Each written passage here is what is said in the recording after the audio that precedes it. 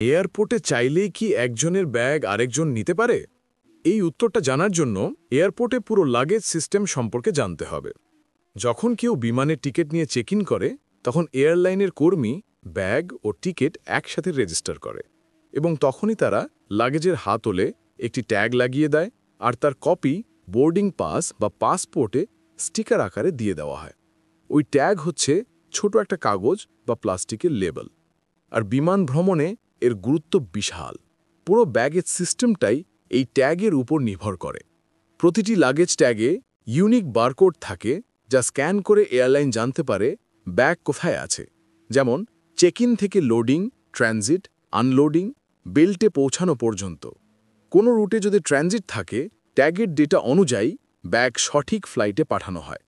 যদি ব্যাগ হারায়, tag number দিয়ে সারা বিশ্বের bag tracking system world tracer থেকে ব্যাগ খোঁজা যায়।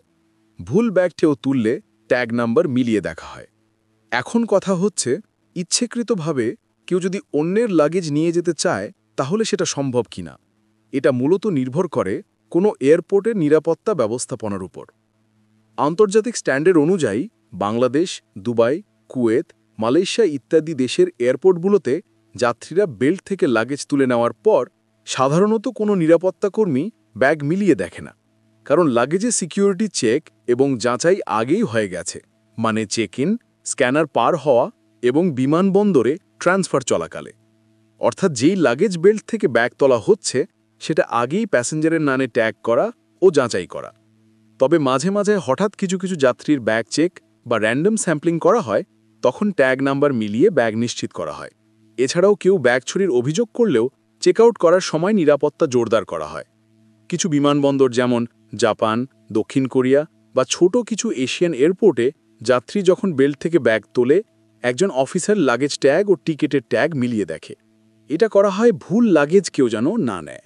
বিশ্বে চড়িয়ে যাওয়া বা হারিয়ে যাওয়া ব্যাগেজের পরিমাণ প্রায় 7-8 ভাগ। এই জরিপ হচ্ছে যাত্রীর অভিযোগের ভিত্তিতে করা।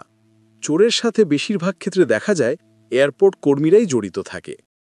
এই ধরনের আরও তথ্যবহুল খবরাখবর পেতে আমাদের ফেসবুক পেজটি ফলো আর ইউটিউব চ্যানেলটি সাবস্ক্রাইব করে রাখুন।